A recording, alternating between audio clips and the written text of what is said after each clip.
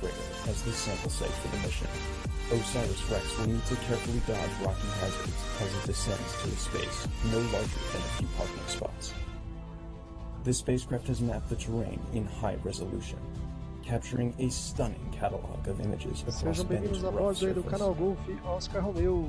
Vamos acompanhar aí, então o pouso da Sonda Osiris-Rex And now, no we're asteroide ready to Bennu. target Site Nightingale for the touch-and-go sampling event. Já estamos vendo aí as imagens da NASA. In the dark voids of the solar system, drifting in between the familiar planets and their families of moons, are the asteroids. There may be 1 million, perhaps 2 million, of these cold, dark rocks. But these small worlds are anything but dull. In fact, some of them are time capsules from the very beginning of the solar system, unaltered for billions of years.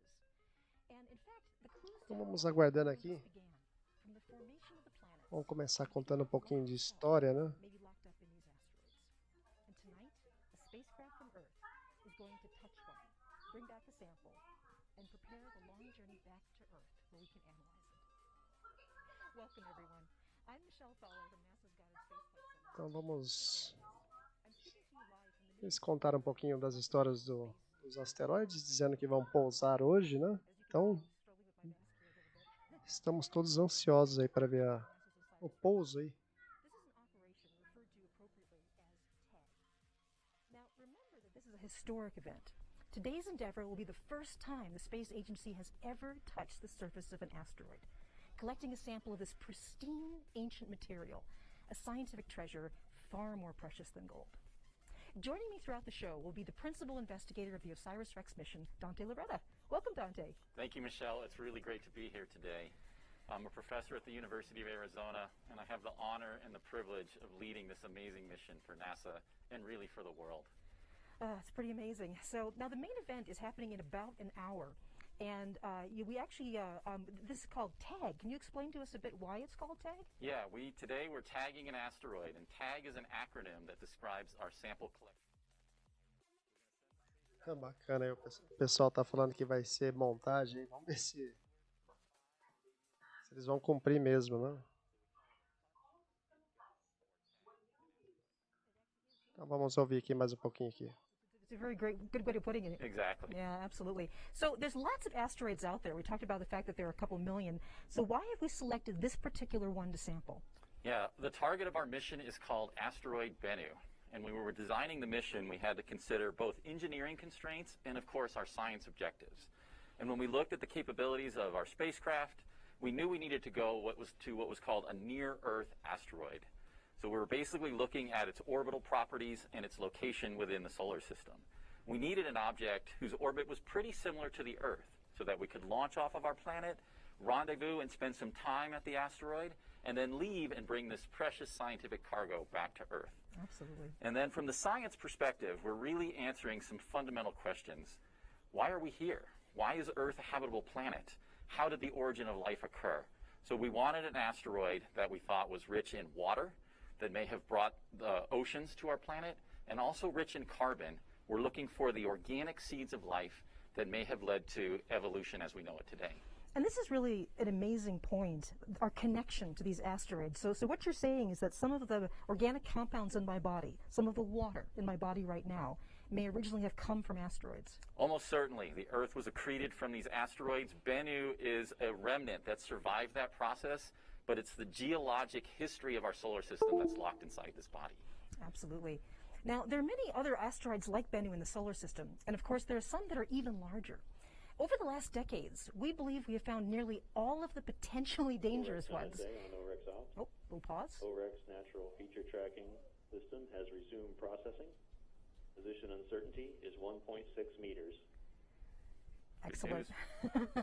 So getting back to my point, we know there are others out there that we have not yet detected. You know, in fact, just this past August, a truck-sized asteroid missed the Earth by less than 2,000 miles, and nobody even knew it was headed our way until it already passed us by. So for our survival, it's essential that we understand what's out there in our environment in space. And this is one of the main objectives of the Osiris-Rex mission. We'd like to go out and meet Bennu before something like Bennu comes and meets us. Show de bola, então. Eu vi aqui que a aterrissagem está prevista aí para 19 horas e 12 minutos no horário de Brasília. E eles vão falar aí a história, né, do asteroide. Vamos acompanhar aqui. Cross the orbit of the Earth, and there's a probability about 150 years in the future that Bennu may in fact impact our planet, creating a natural disaster. So Osiris-Rex is really trying to study Bennu's orbit very precisely. We know that sunlight actually influences the trajectory of these small asteroids, and we're studying that phenomena, how it interacts with the asteroid surface, and ultimately how it's going to allow us to assess the impact risk that Bennu poses to the Earth. Absolutely. So the idea of planetary defense isn't just an intellectual exercise. It's something that NASA takes very seriously. A little later in the broadcast, we're going to talk with some people a bit more about protecting the planet from surprise visitors from space. So back to Bennu. We have a lot of exciting stuff to share with you about this tag operation, from how it works to why this overall mission matters so much. And you can be part of this too by joining us on our social media platforms. I'd like to introduce James Traley at our social media desk. James. Yeah, thanks, Michelle. My name is James Traley, and I'm a producer at NASA Goddard Space Flight Center. And today, I'm joining you on social media to share the excitement of the Osiris-Rex mission and this incredible sample collection event at Asteroid Bennu. To join us today, you can use the hashtag #BennuAndBack on Instagram, Facebook, and Twitter to join the conversation and share the excitement with all of us here. You can also follow the mission's Twitter account at Osiris-Rex for live updates as we make our tag attempt. We actually have a poll going on at this Twitter right now, where we're asking you, how much sample do you think Osiris-Rex will pick up at Bennu today? I'll check back in with you in a little bit for the results, but for now, back to you, Michelle. Thanks, James. Okay, so right behind me is the MSA, the Mission Support Area for Osiris-Rex. And today it is filled with very excited people, the scientists, engineers, and technical specialists who've worked on this mission, in some cases, for more than a decade. So back there is Gary Napier from Lockheed Martin. He's right in the middle of it all. So Gary, what's the feeling in the room? Michelle, like you said, I am just right behind you, about 20 feet. We're here in the larger Lockheed Martin Mission Support Area, where we're operating 6 of NASA's spacecraft around the solar system, 4 of them at Mars, 1 of them at Jupiter, and this one right here, Osiris-Rex.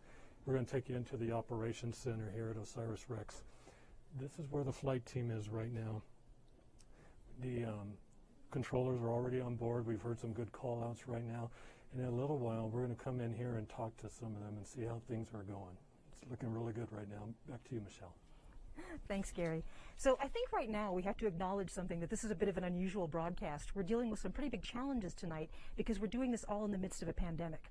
So you'll notice that I'm wearing a mask. I've certainly never hosted an event wearing a mask before. Forgive me if I struggle with it a little bit tonight. Make sure that it's in the right position. And when we interview people, you'll notice that we'll be standing farther away than normal. And also, I'm going to stay right here. Normally I might be back in the mission support area, but I'm not allowed to go back there. I'm isolated from them. So it's amazing that with the incredible operation going on at Bennu tonight, and the people all around me who've been working on this for years to make this a success, we still have... And we hope to have some great information for everybody by tomorrow. I'm really looking forward to those images. People around the world are. So at this point, the spacecraft has left its home orbit, and it's on its way to the sample site. And every minute now, we're drawing near to that moment when Osiris-Rex touches the surface of Bennu. So while we're waiting, let's check in with James at our social media desk. Yeah, thanks, Michelle. So a few days ago, we actually hosted a Reddit AMA with a few of our scientists and got a lot of fantastic questions. We wanted to recap a couple of them for you right now. So our first question asks, how is it possible to map such a tiny speckle in the sky? Do you have any detailed images that you can share? Do you really see the landing site, or is it all based on measurements of some weird properties and calculations? So yes, our first observation of Bennu actually came from right here on Earth, from the Arecibo Observatory in Puerto Rico. This huge radio telescope gave us a basic understanding of the rough shape of Bennu, this kind of strange top-like shape that you see right here. As Osiris-Rex was actually out in space and began making its approach closer and closer to the asteroid, it used its suite of onboard camera instruments to actually image the surface in increasing detail. Bennu grew in detail from just a few tiny pixels on our screen to this super high-resolution world that you see right here, littered with giant, rugged boulders. Another question from Reddit is asking us, let's see here, as it loads in, yes. So, would it have been feasible to have a robotic arm pick up a rock? Would a single rock have been better than 100 tiny grains of sand or ice? So, the team had originally designed Osiris-Rex to sample on a nice, flat, sandy-like surface. But as you just saw, Bennu is not at all like that. It's super rugged and filled with giant boulders. So the team had to work with what we had designed for, which was that flat, sandy surface. If we were to try to sample on a rock, that actually presents a number of challenges of its own. For example, if we were to pick up a rock, it might actually just crumble away, and we wouldn't actually get a sample out of it. Also, some of these rocks might actually be a bit too stuck to the surface, and if we were to try to pry them loose, they might not actually budge, and we wouldn't actually even get a sample.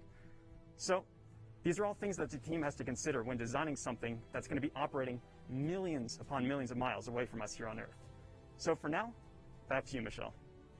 Thanks, James. We'll be back to you more for later. Okay, now, I have been a Star Wars fan nearly all my life, and in one movie, Darth Vader said, rather famously, that asteroids do not concern me.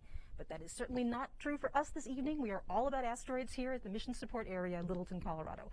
And we are bringing you live coverage of our attempt to collect a sample from the asteroid Bennu. Now, Osiris-Rex is a one-of-a-kind spacecraft with an extraordinary team of engineers and scientists charting unexplored places. It was launched on September 8th, 2016. The vehicle has traveled over 2.2 billion miles on a complex route to reach Bennu. It's scheduled to deliver its precious cargo back to Earth in 2023. So now let's take a closer look at Osiris-Rex. Over 200 million miles away from Earth, NASA's Osiris-Rex spacecraft is preparing for an ambitious sample collection attempt at asteroid Bennu. Before it makes its approach to the rocky surface, let's take a look back at some of the incredible firsts for this mission, which almost seem like something out of a Hollywood movie. This is the first asteroid sample return mission for NASA, and it could be the largest return from space since the Apollo astronauts brought moon samples back to Earth. While getting set to grab a sample, Osiris-Rex has set not one, but 2 Guinness World Records. Its first for the smallest ever body orbited, and its second for the closest orbit of a spacecraft. This tight orbit has brought the spacecraft so close to Bennu that Osiris-Rex's onboard cameras and laser altimeter have been able to image and characterize the asteroid's surface and shape better than Earth, our own moon, or any other celestial body. Osiris-Rex has imaged Bennu down to 5 cm per pixel resolution, providing us with an unprecedented view into this rocky and boulder-filled world. With 28 onboard thrusters, Osiris-Rex is one of the most maneuverable spacecrafts. This allows it to carefully and precisely descend to a spot on Bennu that is no larger than a few parking spaces. There have certainly been some unexpected twists along the way. However, Osiris-Rex has capitalized on these moments. Right after arriving at the asteroid, Osiris-Rex imaged rocky ejecta that has been bursting off Bennu. This is the first time we have been able to observe the entire life cycle of a natural satellite ejecting off an object, entering into orbit, and returning back to the surface. Because of Bennu's extremely rocky surface, the team needed to adapt the spacecraft's navigation method to an optical approach known as natural feature tracking, or NFT. This is the first time this approach has been used in space, and it will allow Osiris-Rex to steer itself down to collect a sample from Bennu.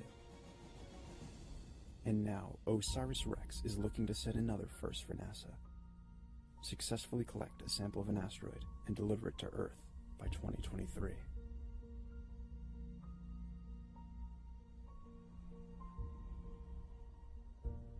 Welcome back. If you're just joining us, I'm Michelle Fowler from NASA's Goddard Space Flight Center, and with me is Dante Loretta from the University of Arizona. And you are here with us on a historic evening. It will be NASA's first sample return from an asteroid, the attempt to actually sample the asteroid Bennu. The spacecraft Osiris-Rex is descending toward Bennu right now to take a sample and return it back to Earth. So Dante, let's talk more about this real-time simulation that we're looking at. Yeah, it's been an exciting day already, Michelle. We're well over 3 hours into the tag sequence, which is the pre-programmed set of commands that are already on the spacecraft. Earlier, we departed our orbit around the asteroid, so we're flying over the sunlit side of the asteroid, taking images for the onboard guidance system called natural feature tracking. A couple other key events that have taken place already is the spacecraft has deployed its robotic TAGSAM sampling arm, so the arm is ready, in position to collect that sample. And we've turned on and started collecting science data from one of our science instruments, the Otis thermal emission spectrometer. The spacecraft has already moved into its 2nd natural feature tracking attitude and is getting onboard positional updates as we speak. And I can tell you, everything is going exactly according to plan right now. It looks really good. Oh, it's been an exciting day. So Osiris-Rex has traveled more than 2.5 years as it navigated its way to this delicate orbit around Bennu. And once there, it began mapping the surface, one of the many tasks it and the engineering team have been conducting since it arrived. And there have been some challenges and surprises too, correct? Absolutely. I can tell you already the science return from Osiris-Rex has been phenomenal and rewritten a lot of things about what we know about asteroids. I'm going to talk really about 3 of some of the most interesting results for me. First off, we learned literally about grab you and actually push you into orbit. It's all about flying the spacecraft. It's also very difficult to take a sample in a very low gravity environment. So thankfully, we have the mastermind behind the device that's going to take the sample tonight, Lockheed Martin's Bo Bierce. Welcome, Bo. Thank you, Michelle. It's great to be here. Okay, so let's talk a bit about why working in this low-gravity environment makes it tough to get a sample, because you might think sort of at first you could just take like a robotic claw or a robotic arm and scoop something up, but that's not going to work in these conditions. That's exactly right. The microgravity of Bennu provides a challenge of sampling that we don't normally face on Earth. You can imagine trying to use a shovel or a scoop on Earth, and the ground pushes against you, but the gravity keeps you on the ground. On Bennu, the surface gravity is thousands of times lower than on Earth, so if you pushed a shovel or a scoop into the ground, you'd push yourself right off the surface. So we had to come up with a technique that worked with this very low gravity. We also had the challenge of uncertainty of the mechanical properties of the surface. And both of those things made landing a challenge. We wouldn't know how to grapple particularly well in this material.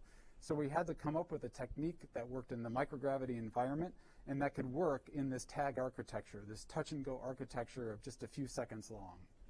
Now, I understand you have brought some models with you, both of the spacecraft and of the instrument that will be taking the sample. So show us what you've got here. That's exactly right. So this is a scale model of the spacecraft. The arm is extended in the sampling position. Partway down the arm, you can see 3 gas bottles. We'll use one of them today. This has high-pressure nitrogen gas, which passes down the arm into the TAGSAM head itself. And here I have actually a full-scale TAGSAM. It's actually a device that we used for collection testing on Earth. The gas comes down. I don't have the tubing here to show you, but the gas comes down to the center of the TAGSAM, is split into 2, and passes underneath the head. That's so cool. So what? He's the Osiris-Rex operations manager here at Lockheed Martin. So, Sandy, thanks for joining us. How's the team doing? Oh, the team is great. We've been here on console since 6 o'clock this morning, setting the final commands, getting ready for tag. Really cool. I know there's like 40 people on your overall flight team, but it seems like there's about 20 of them here right now. Maybe kind of give us a little idea of who some of these folks are and what they're doing. Yeah, absolutely. So this is the amazing OREX team. You can see all of our subsystems here on console, monitoring their telemetry. Like you mentioned, we can't have everybody in here. We do have many team members supporting from other conference rooms in the building and some even from home. So let's talk about a couple of the positions we have in the room. In the back corner over there is Dale Howell. Dale is our tag phase lead. You've been hearing his voice calling out events as they complete on board the spacecraft. Here in the center area, we have Curtis Miller. Curtis is our NFT lead. He is watching natural feature tracking, and that is how we are navigating to the surface of Bennu today. So he is watching how NFT is performing, how many features we're matching, and how that system is working. So I know natural feature tracking, like you're saying, is kind of keeping an eye on telling us where we're going, and I know we're going to get into that a little bit later in the show. But also it's important just to stay in communication with the spacecraft. So what about comms? Yeah, absolutely. So right behind me here is Sierra Gonzalez. She's our real-time operator, or our ACE. She is working with our Deep Space Network partners. Currently, we're on a station in Goldstone and in Canberra, making sure we maintain our comm link. And our comm link is only 40 bits per second, so we're just bringing down that key information, but Sierra's here to make sure we keep that link going and our station operators informed. And right next to her is Estelle Church, and Estelle is our systems coordinator for this event. She's built all the command products that are executing. She's keeping an eye on how everything is progressing on board the spacecraft, talking to all of our subsystems here in the room, and making sure things are going just as planned. Very good. I know you yourself have actually been on this project for quite a while, even back to the development. I mean, how are you feeling tonight? No, actually, I'm excited. I feel like we've done everything we can to make this successful, and I've been on this mission for 7 years, so I've watched it go from a spacecraft on paper to being built in our high bay to launch and everything here. And yeah, I'm excited. My kids were excited this morning, and we are ready. Right on. That's so fantastic. So we're going to... Bennu is about the size of the Empire State Building. That's really small for an object and makes it exceptionally challenging for us to orbit something with such a weak gravity field. And that sample site we're going for today, Nightingale, is just a few meters in width, which is about the size of a few parking spaces. So just take a step back for a second and put yourself in the shoes of some of those engineers on this mission.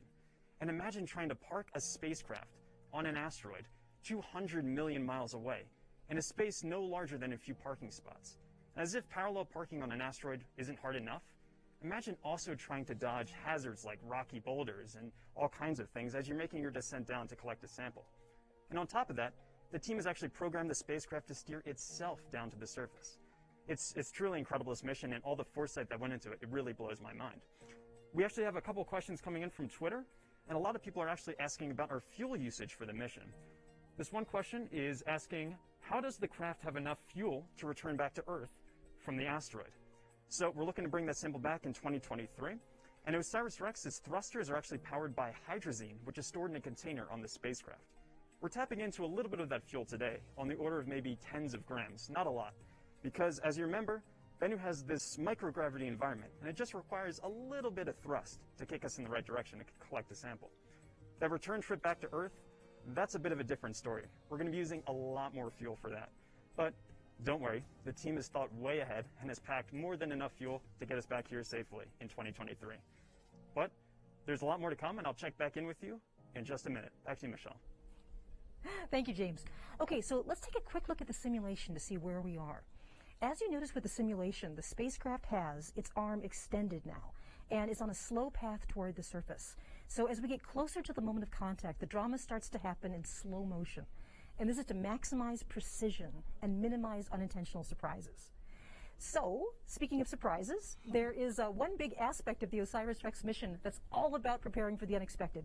And joining us to discuss this is NASA Planetary Science Division Director, Lori Glaze. Now, Lori, you have kind of a dramatic specialty and a responsibility that comes with your position at NASA. You actually worry about things like planetary protection. Yes. Planetary protection or planetary defense is sometimes Planetary what defense, we call it, that's right. defending our planet from potential impacts. And Bennu is in a special class, and I think Dante spoke about this a little earlier, that Bennu is actually a near-Earth object, or a NEO. And a NEO, or near-Earth object, is an asteroid or a comet that orbits the sun, much like our planets do, but they're slightly unusual. OREX has reached the third and final natural feature tracking attitude. The spacecraft will hold this fixed attitude until tag. Excellent. Great news. So back to NEOs. Yes. So NEOs are somewhat unusual in that their orbits bring them within the vicinity of Earth's orbit. The technical definition of a NEO is something that comes within about 30 million miles of Earth's orbit. And asteroids actually come close to the Earth all the time. 1 or 2 per week actually pass in between the Earth and the Moon. But most of those are really small and not dangerous. But asteroids of a much bigger size that could actually do damage to the Earth's surface if they were to impact, they can pass by Earth closer than the Moon about once per month. And that's why it's really important for us to find them as early as possible so we can track their orbits, study their characteristics, and if necessary, we can mitigate a potential future impact threat. And that's where a mission that we're building now called the Double Asteroid Redirection Test, that's where DART comes in. And DART is going to launch in next summer, 2021, and it's going to test something we call the kinetic impactor technique.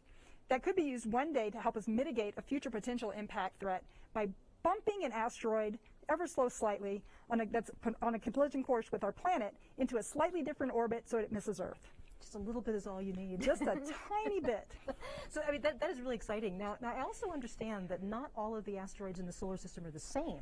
There are different sorts, and NASA has some upcoming missions to study these different kinds of asteroids. So tell us a bit more about that, please. Absolutely. Yeah, we know that the majority of our asteroids are found in the main asteroid belt between Mars and Jupiter. And in fact, we have a mission that's going to launch in 2022. It's called Psyche.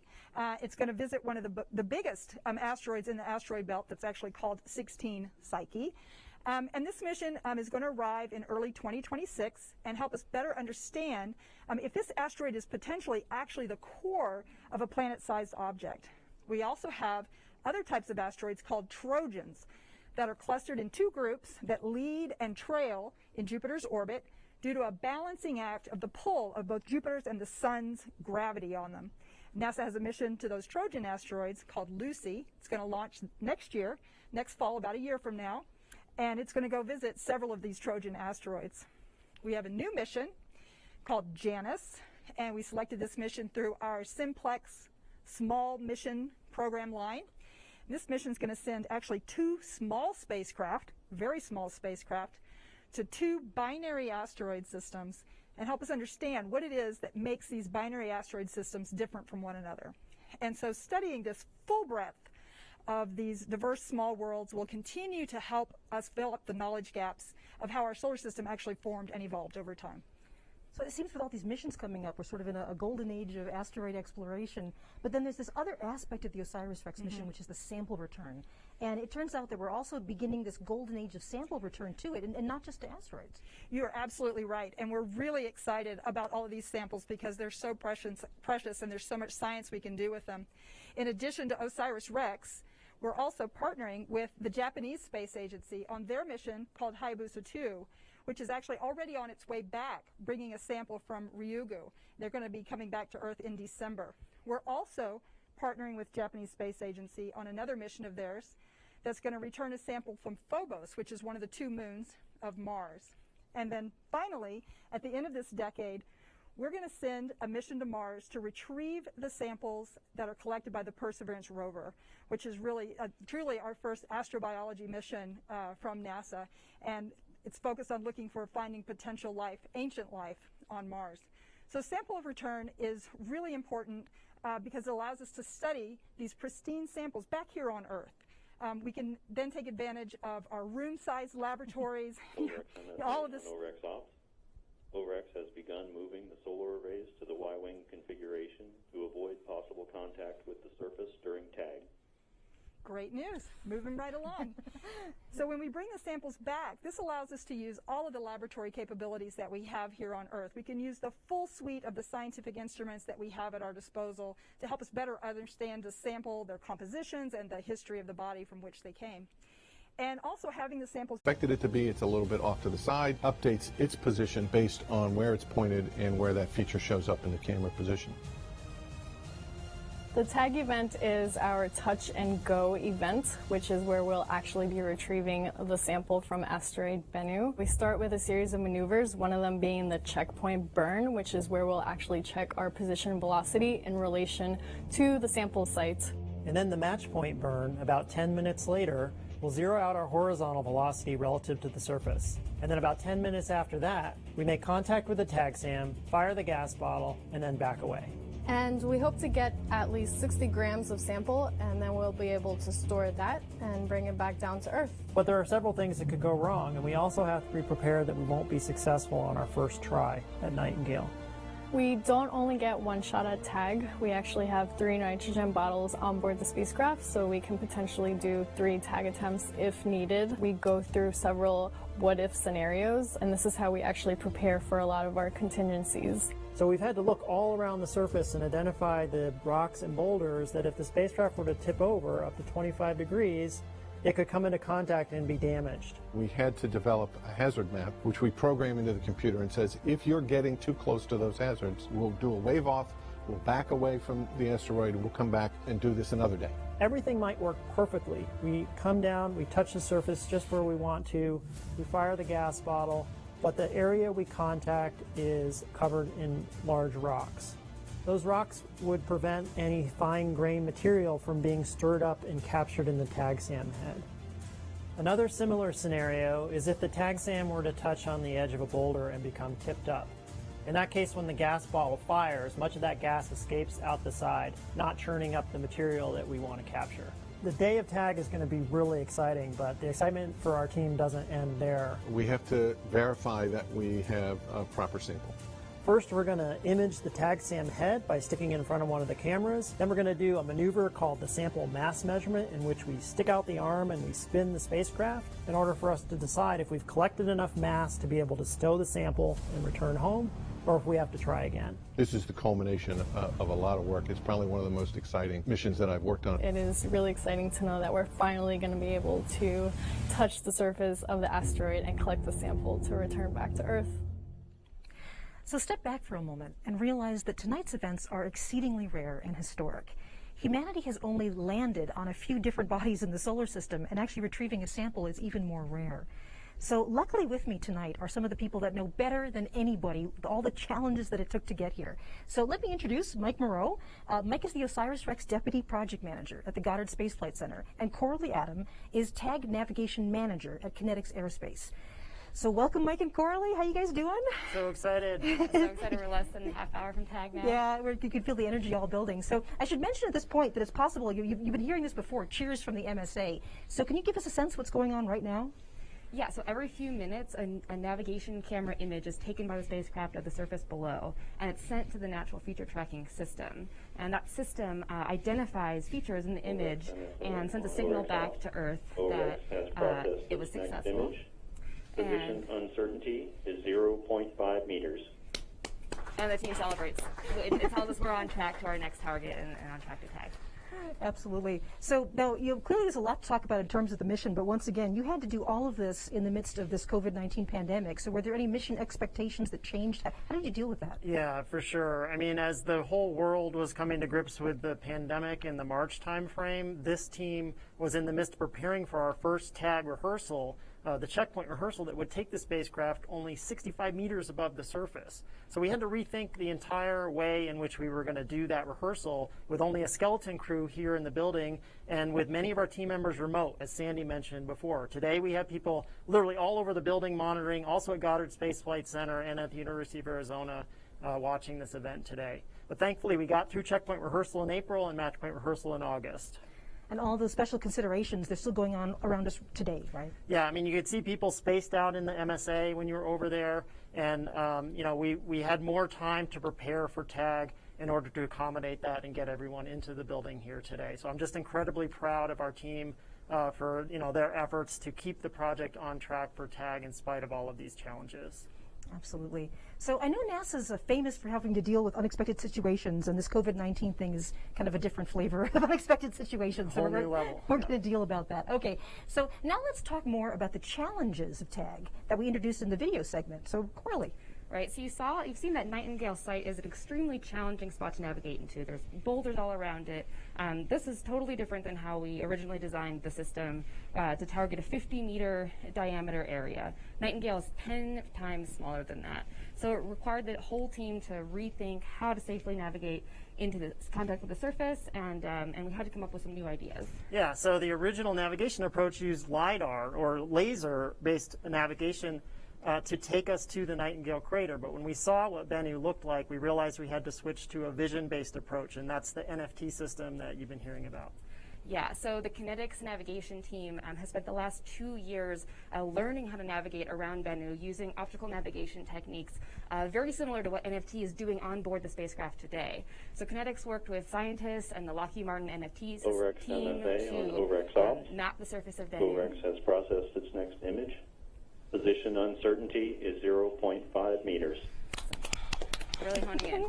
So we mapped the surface of Bennu to unprecedented resolution of 2 centimeters per pixel, which is better than what we've done on our own Earth and Moon. So it was a huge Herculean effort to get to this point where we're comfortable handing the maps and the keys over to the spacecraft to get us down into this small site today. Absolutely. So I guess right now it's time to say goodbye to you guys. The best of luck for today. I'm really excited, and it's great to be with you guys. Thank you, Michelle. Yeah.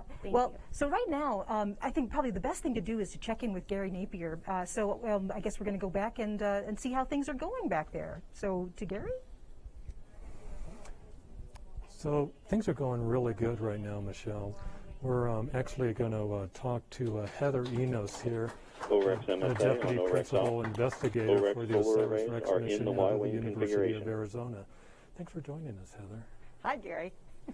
So what's really interesting, Heather, is that you actually feel that, long missions like this are really important. I mean, you go from design to build, but operations is really quite a while, that it's actually really important to involve that next generation and kind of bring that generation up, correct? Talk to us a little bit about that. Absolutely, Gary, you're right. All the way back from when we started planning this mission, Osiris-Rex, we recognized it's a long duration mission. And although that presents challenges for retaining your key personnel, we actually took it as an opportunity to use this mission to train our next generation of students and science engineers and scientists. A good example is we had one of our science instruments is called Rexus. It's an X-ray spectrometer built by a team of students at MIT and Harvard. So real hands-on. That's really interesting. I mean, I understand you also have some folks that actually were students and came onto the team later? Yeah, so being at the University of Arizona on a PI-led mission, we have had hundreds of undergraduate and graduate students working on this mission over the course of the last decade.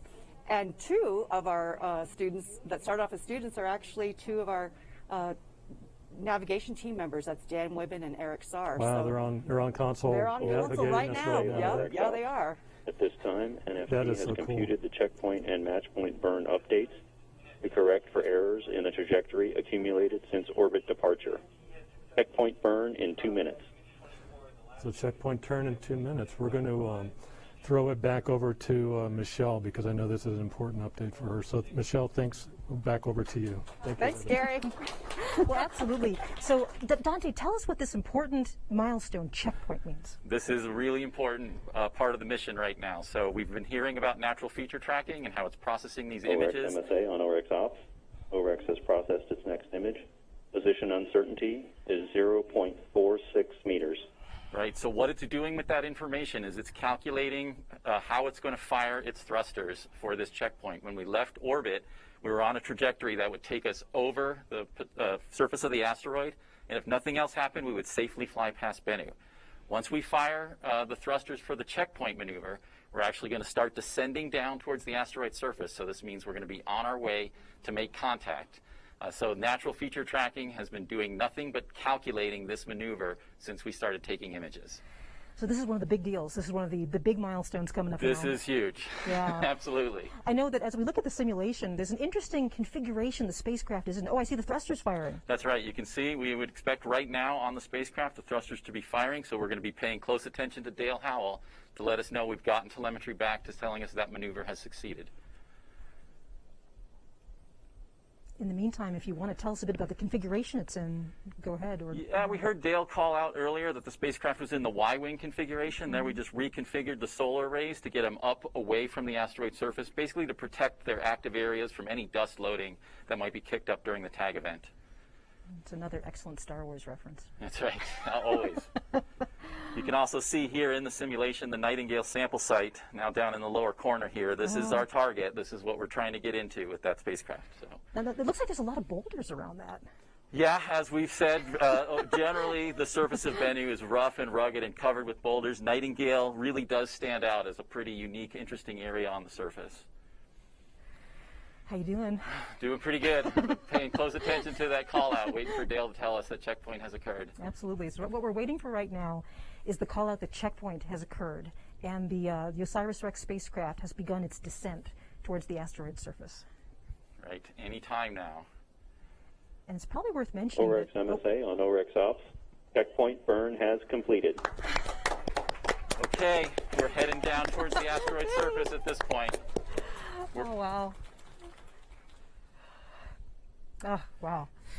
Okay, well, you know, I guess the next thing that comes up is going to be this match point maneuver. So that's the next big milestone for us. That's right. So we've got one more firing of thrusters with the spacecraft to get us lined up for the sample acquisition event. We call that the match point because what we're doing there currently as we're flying over the asteroid surface, in fact, it's the asteroid surface that's rotating underneath us. Mm-hmm. And when we fire thrusters for match point, we're doing that to match that rotational velocity so that the spacecraft becomes station keeping essentially over that Nightingale sample site. Mm-hmm, absolutely. All right, so I think we have a little bit time now to turn to our social media desk. So James, what's going on in social media? Yeah, Michelle, it's super exciting. You just heard that checkpoint burn confirmed. We are now just very, very close down to the surface of Nightingale. And you guys have been really excited over on social media too at that hashtag to Bennu and back. Lots of great messages rolling in here. Someone's really excited for our little robot friend to go rock hunting on the surface. We had someone who actually attended our launch back in a couple of years ago at Cape Canaveral and are now watching the broadcast live with us today, excited for that sample collection event. We have Philip, who kind of puts it in perspective for us here. He says, this is amazing and extremely difficult in so many ways. Bennu's orbit, spin, inclination, the orbital mechanics of this long mission are just astounding. I can only imagine how many orbit simulations have been made here on Earth. It really is a crazy mission, and we also have our animal friends, our pets, cheering us on here as well. Bennu is rough from this couple of our pets here, really excited. So we're now just minutes away from that match point burn, and for that, I'll kick it back to you, Michelle. Okay, excellent. So, just a few minutes ago, Dante, you were saying that this landing site is sort of a unique area on the asteroid. Tell us about this site. Yeah, we spent an enormous amount of effort selecting the area on this asteroid surface where we wanted to get the sample from. And we kind of divided our analysis up into 4 different categories. First, we were looking at the deliverability. And this was a real challenge because, as we've seen earlier in the broadcast, the original guidance accuracy was 25-meter radius, and we're trying to get into an area that's 10% of that size. We have solved that problem with our amazing natural feature tracking solution, and as we've heard, that's worked really well, and it has updated its checkpoint and its match point maneuvers on board based on that information. That gets you down to the surface of the asteroid. So the next thing that we have to worry about is maintaining spacecraft safety. There's a lot of hazards on this asteroid surface, things that could damage a critical component, and we decided to focus safety on the things that were needed to get the sample back to the Earth. So there were certain things we could lose at this point in the mission if they didn't fulfill that objective. We still have some upcoming major milestones that help us maintain that spacecraft safety. Now natural feature tracking is going to be switching over to calculating the contact point on the asteroid surface. And it has a piece of software on board called the hazard map. It's actually determining, is the location that I'm going to touch down on safe, a green area on that hazard map, or is it potentially hazardous, a red area on that hazard map? So as we get closer to the asteroid surface, a key moment is the 5-meter crossing. That's when the spacecraft makes that decision. Do I continue down to collect the sample, or do I back away and live to tag another day? After that, you've got down there, your spacecraft is safe. There's got to be something for you to pick up. Earlier in the broadcast, Bo Bierhaus showed us the size of particles that TagSam could actually collect. So we had to map the Nightingale area and other potential sample sites well below that 2-centimeter resolution. And in fact, we got 3.5 millimeters per pixel all over the Nightingale sample site. And we were really excited to see lots of particles of that size. And of course, the final parameter that we were looking at was the scientific value. And I can tell you the good news is any sample from Bennu is scientifically valuable. We've seen these hydrated clay minerals, we've seen organic molecules, carbon-bearing minerals all over the surface of the asteroid, exactly the kind of material that we're hoping to bring home. So I understand the next big milestone we're looking for here is something called match point. That's right. So what happens at match point? Match point is the final maneuver that the spacecraft performs by firing its thrusters. And that's where we become centered over the Nightingale sample site and begin that final descent down to the asteroid surface. And the spacecraft is solely focused on its safety calculation and the decision on whether or not it's going to proceed down to collect that sample. Of course, the amazing thing about match point is that the asteroid itself is actually rotating. So when we go to match point, the spacecraft has to match the rotation of the asteroid so it comes directly down onto it. That's right. So how fast is Bennu rotating?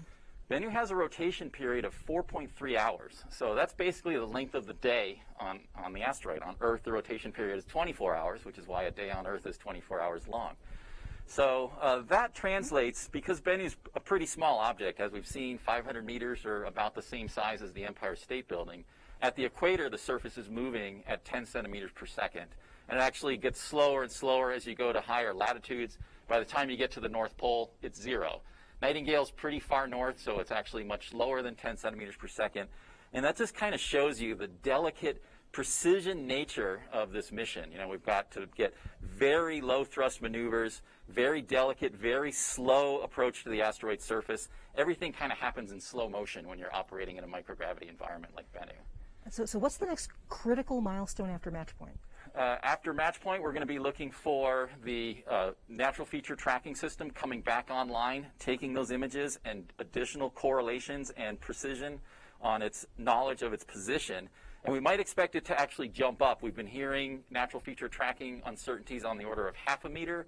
It may go up a little bit as OREX it goes MSA through. on OREX Ops.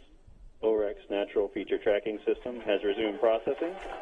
Position uncertainty is 1.6 meters. So you can see there we went back to 1.6 meters. That's because we went through the checkpoint maneuver. So whenever you impart a thrust like that, it adds uncertainty into the system.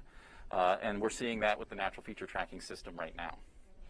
That is so exciting. Okay, so we're going to introduce, actually, the Associate Administrator of NASA, Dr. Thomas Zurbuchen. Thomas, thank you for joining us. So glad to be here with all of you. It's an exciting time, Thomas. Happy birthday. Thank you. Yesterday, That's right. yeah. Yesterday's his birthday. Yeah, that's right. Happy birthday. So, I guess, everybody here is aiming for this point in time called, this tag SAM. But it turns out that there have been a lot of friends, a lot of colleagues that have helped get us to this moment. So, who's been along with us on this journey? Well, look, I mean, there's a number of course, domestic partners, many of them around here. You talk to some of them, but there's also international partners. And the Canadian Space Agency provided the laser altimeter, which is an important instrument here. And of course, we have a partnership with JAXA. What we're going to do is actually share the samples from Ryugu, from Hayabusa 2, with Osiris-Rex once it's back for maximum science. And that's really what international partnerships are about. So this is a big mission for NASA, but it turns out that there are many different kinds of partners in a mission like this. Give us a sense of the range of partners that we have. Well, look, I mean, it starts with the University of Arizona. That's where the leadership is, and with you there and your entire team. But NASA Goddard Space Flight Center is a critical partner with managing, of course, especially also working with Lockheed Martin, who really, with that team deserves a lot of credit, and Kinetics, which was already introduced, as well as many others. If you really look, so often missions like that touch many, many states around the United States. Absolutely. So, Thomas Zurbuchen, thank you for joining us, and we will see you later on in the program. How do you feel, man? I'm pretty excited. This is the final 10, 12 minutes here for contact. I feel really good. The team's in high spirits. As you and I talked about earlier this week, we have done everything possible to make this today a success. Exactly right. And your mind is already out there, and the spacecraft is already on the way out in real time. Can you imagine that, right? It's good actually to point out whatever has happened with TAG has already happened. We're well past that 18.5-minute one-way light time. Absolutely. Hey, congrats. Let's continue doing this. Yeah, we'll see you later. Thank you, Thomas. Yep. Oh, wow. Okay, so we're coming up, I know, on the critical point of match point. So at what point will we know that we really have a sample? That's a great question. We're not exactly sure what's going to happen right away. We'll know if we made contact with the asteroid surface today. We'll know if the gas bottle fired, and we know that we backed safely away from the asteroid. But we actually have a lot of work to do over the next week or so. We'll take a look at the images that we were acquired during contact with the asteroid surface, and then we'll go into a different imaging campaign. We're about 30 seconds from match point, so we're going to keep our ears open for that critical call out from Dale. OREX MSA on OREX Ops. OREX has processed its next image. Position uncertainty is 1 meter. All right, we're back down to a meter positional uncertainty. That's great news. So back to sample verification. We will, after we're well away from the asteroid and everything has kind of settled down, we have that robotic arm. We're actually going to use that to put the TAG SAM head into the field of view of SAMCAM. And we can look not only at the top of the sampler head like we're going to get with the images today, but we can actually turn it around and we can look at the base of TAG SAM. We have, in addition to the gas stimulation, we have contact pads. Simply by making contact with the asteroid surface, we think we can pick up fine-grained particles less than 1 millimeter or so. But basically, we're going to be looking for any evidence of asteroid material on or inside the TAG SAM. Now, obviously, you don't want to go all the way back to OREX Earth. MSA on OREX Ops. Match point burn is complete. All right. We're heading down. We've got about 10 minutes before contact with the asteroid surface. Oh, wow. So I was about to say, so obviously you don't want to head back to Earth with not much sample. So how do you know how much sample you actually got? There's an incredibly clever physics experiment that the team has designed here called the sample mass measurement. So what we're going to do is we're going to place the spacecraft arm out to the side of the spacecraft. So when it's in sampling configuration, it's actually pointed above. For this, we point it out in the other direction, and we kind of spin the entire spacecraft around. And we're measuring a property called the moment of inertia. We have actually already done this prior to initiating the TAG sequence today. So we know what that property is when the TAG SAM head is empty. Now we're going to be able to do it, hopefully, when it's full of asteroid regolith. So we're only looking for small differences in this property as a result of this experiment. And the precision, just like everything on this program, is phenomenal. We're talking tens of grams of precision on a measurement on a spacecraft hundreds of millions of miles away that just picked up this asteroid sample. The minimum that we're looking for is 60 grams, or about 2 ounces. MSA on OREX ops. Attitude control system has transitioned to touch and go mode. Right, spacecraft's getting ready to make contact with the asteroid surface here. So the sample mass measurement will tell us if we have 60 grams or more of material, and that'll happen on Saturday later this week. Excellent. Okay, Dante, this is it. You know, the engines have given us a push in the right direction, and Osiris-Rex is on course to make touchdown on an asteroid. So we're going to listen to the flight controller calls from MSA, but before we actually touch the surface, it's a great time to visit our social media desk again. So, James, what's going on? Yeah, thanks, Michelle. So you've been hearing those call-outs from Dale over the loudspeakers about those NFT images processing. It'd be awesome to actually grab a camera and make the trek out to Bennu to photograph it up close in person. But, you know, as we've mentioned, Bennu is a little bit far away from us right now, on the order of 200 million miles away. But don't worry, here's something Osiris-Rex can deliver to you right now from the comfort of your own home. If you're on Instagram, you can head over to @NASA Solar System. We have 2 AR filters that you can use on your social media stories. This first one's called Osiris-Rex and You and features Osiris-Rex playing tag with Bennu around your head. The second one is called To Bennu and Back and allows you to place an asteroid wherever you are, at home, at school. Bring an asteroid with you. So I understand we actually have a question coming in from Instagram from Mauricio, who asks, how do you manage the force back from touching down?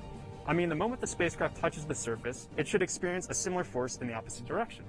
How do you manage that? Well, thanks, Mauricio. So the team actually thought ahead for this one when designing that sample arm. They actually added this spring-like mechanism to it that you can think of a bit like a pogo stick.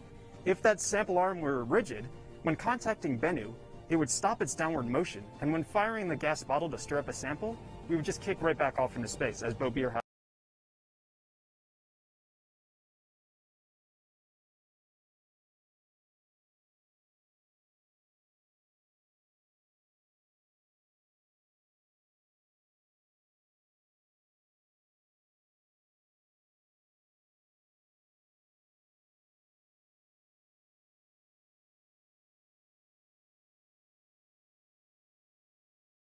How do you manage that? Well, thanks, Mauricio. So the team actually thought ahead for this one when designing that sample arm. They actually added this spring-like mechanism to it that you can think of a bit like a pogo stick.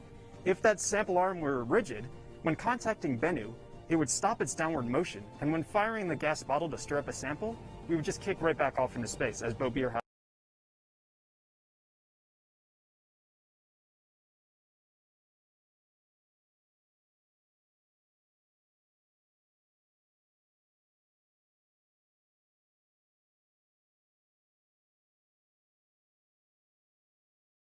How do you manage that? Well, thanks, Mauricio. So the team actually thought ahead for this one when designing that sample arm. They actually added this spring-like mechanism to it that you can think of a bit like a pogo stick. If that sample arm were rigid, when contacting Bennu, it would stop its downward motion, and when firing the gas bottle to stir up a sample, we would just kick right back off into space, as Bo Beer has.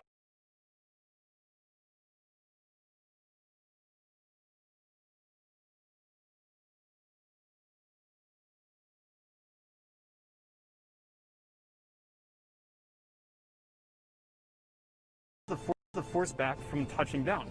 I mean, the moment the spacecraft touches the surface, it should experience a similar force in the opposite direction. How do you manage that? Well, thanks, Mauricio. So the team actually thought ahead for this one when designing that sample arm. They actually added this spring-like mechanism to it that you can think of a bit like a pogo stick.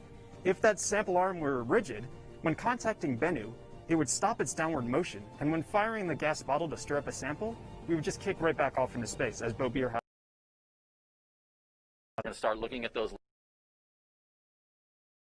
later tonight and have them available for everybody tomorrow morning. So this is just a simulation of the field of view of the SAMCAM, the sampling camera, part of our OCAM's camera suite. It has a clear shot of the TAG-SAM collector right in the middle of its field of view. You can actually see the lower end of the TAG-SAM arm here. OREX MSA on OREX off. OREX is descending below 25 meters. Okay, we're getting really close. And I want to remind you, it's the 5-meter crossing. Yeah. That's the really critical one. We're only a couple minutes away from that. So the spacecraft has one key decision left to make. It's calculating right now the probability that it's going to come down either on a hazardous area, as we defined on that hazard map, or in a safe area.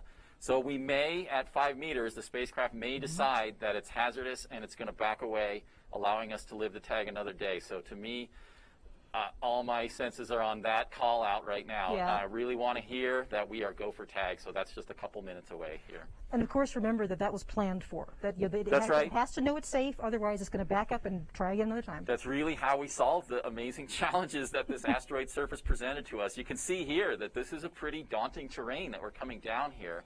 There's giant boulders all around the Nightingale site, even some large rocks inside the crater that we do not think the spacecraft would survive, at least with the ability to return back to Earth if it made contact. So it is there to protect itself first and foremost. Safety is always first, but we're feeling pretty good. Everything's gone really well today, so I would say things are looking great for a tag, but of course the spacecraft is the one that gets to make that decision. It's just amazing. You know, we've been rehearsing this event, you know, all week long, all the different mission calls and milestones, but then to actually be here tonight and realize that this is going on 200 million miles away. That's right, yeah. I'm pretty excited. So, I mean, there were obviously a lot of firsts in this mission. OREX MSA on OREX Ops. OREX has processed its next message. Position uncertainty is 0.5 meters. Predicted tag lateral offset is 1.7 meters. Hazard probability is 0%. Tag lateral velocity is 0.2 millimeters per second. Oh my God. Tag vertical velocity is 10.2 centimeters per second. That sounded really good. Yes. So it sounds like the hazard map calculation looks really good. That we're coming down in a green area. We're going to make contact with the asteroid surface. Well, so remember how historic this is NASA's first mission to retrieve a sample from an asteroid, a pristine part of the solar system. Just look at that animation now. So we're looking at looking at the team. I think that, I think we can see everybody is laser focused on what this spacecraft's going to do. So I say let's let this play out. But those calls were really great. That was great news from Dale. Yeah. Even more accurate than we'd hoped for in some cases.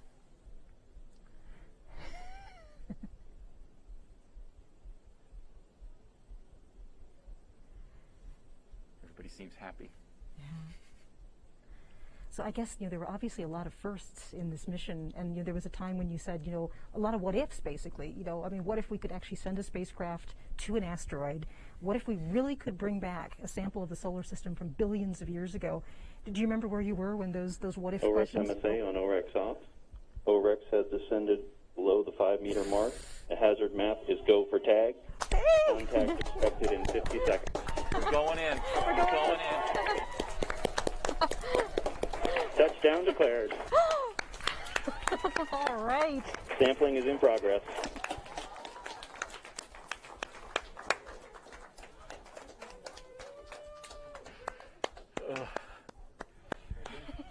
Oh my gosh, we're there, folks. That was amazing. I mean, I don't know if you saw the team here, but they just kind of blew up. They went from being steely-eyed to like celebrating the Super Bowl. So, it's all good. This is amazing. So congratulations, everybody. I know that Dante and Dr. Zabrukin are right here. And Dante, you somehow got over here pretty quick. I sure did. Congratulations. How you guys feeling? Eu vou até abrir meu microfone aqui porque é sacanagem isso aí. A NASA mostrar o pouso por áudio, não mostrar aí o vídeo da NASA como da sonda, né, como foi prometido. Tá de brincadeira, hein, NASA? Quero imagens aí, ô.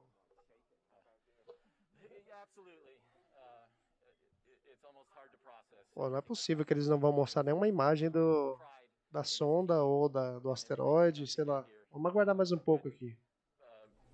Really have anything better to say about this group of people?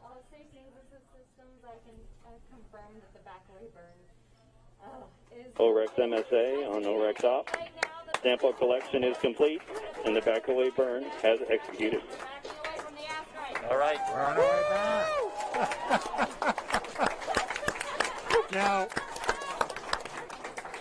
Dante, that was actually a really important call. We were celebrating on the tag, Yeah. but that was actually probably even more important call. Why is that? The pyro bottle's fired, so tag SAM operated.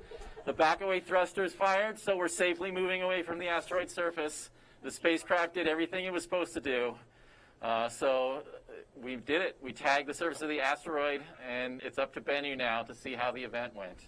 What does this mean to NASA? Oh, I mean, this is key milestone of this. Now it's a few days, right? To figure out how much we caught of this amazing sample that we're thinking about for decades.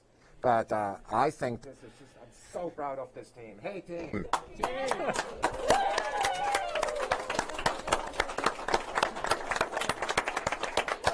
Oh, my goodness. Oh, my goodness. Well, I got to tell you, this has been a fantastic day, a fantastic journey. We're so proud of both of you for being here and supporting that team. We're going to get back over to the stage and Michelle, but some really good news. So back to you, Michelle. Thank you. This is one of those moments we're all aware of COVID-19 because I want the hugs and the high fives and everything, but we're all going to keep each other safe. There are